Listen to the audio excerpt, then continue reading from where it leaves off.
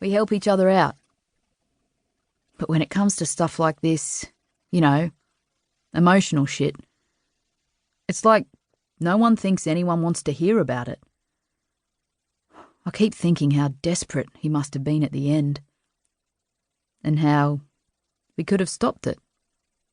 Maybe. If he'd said something to someone. It's got to change, Ollie said. And he hated how his voice shook a little. But that too was part of the problem. Being afraid what people might think if you showed any kind of emotion other than sarcasm or humour. Hell, even anger and swearing were acceptable in men. But other emotions like sadness and fear, they were for women. I was thinking only last night, Ollie continued, that we've made an art form out of insulting each other. Look how we always greet someone when we see them. Hey, dickhead. Geez, you packing on the weight? Ollie gave a self-deprecating grunt.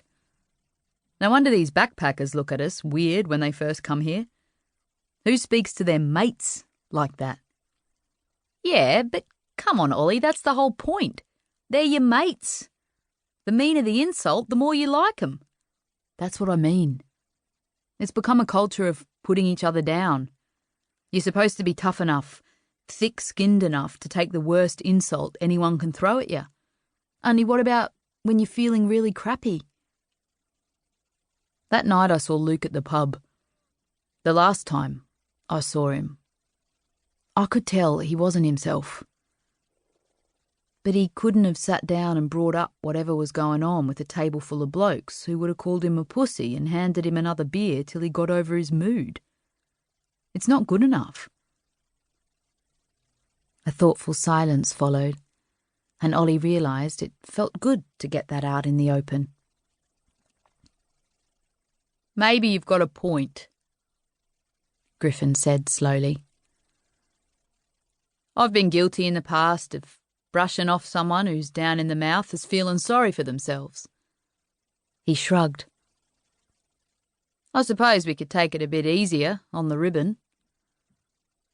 Like you said, it's how it's always been. It's going to take time to change the way we do things. Well, I'm proud of both my boys, Olivia said, leaning over to kiss her fiancé, before smiling at Ollie. If anyone can make a difference, it's you two. Ollie sat back later that night, stretching his hands over his head.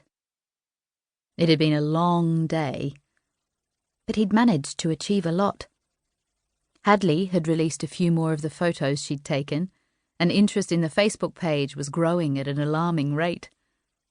For the first time since he'd heard about Luke's death, he felt the helplessness that had been twisting around inside his gut begin to loosen.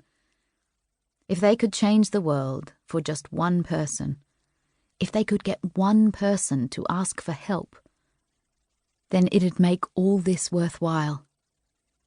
He had to believe it would. Over the next few days, Hadley and Olivia, who had been dragged on board to help, were inundated with interest about the Dare to Bear Facebook page. Photos came pouring in, more than they could ever possibly use, and the media had begun to take notice. The high tea fiasco had faded into oblivion as this new, even more outrageous story came to light. Hadley bit back a grin as she passed some older women in town who were in the middle of expressing their outrage at the photos of that Dawson boy. She felt the heavy weight of their combined stares on her back, but she didn't turn around. So when do we get a copy of this famous nudie calendar I saw on Facebook last night? Asked Peg, the woman working on the cash register in the local store. As soon as we can get them designed and printed. Hadley smiled. Actually, I wanted to ask if you'd be interested in selling a few for us in here, at the shop. Happy to. I really like what you're all doing. The naked men are just an added bonus. Well, they're not all going to be men.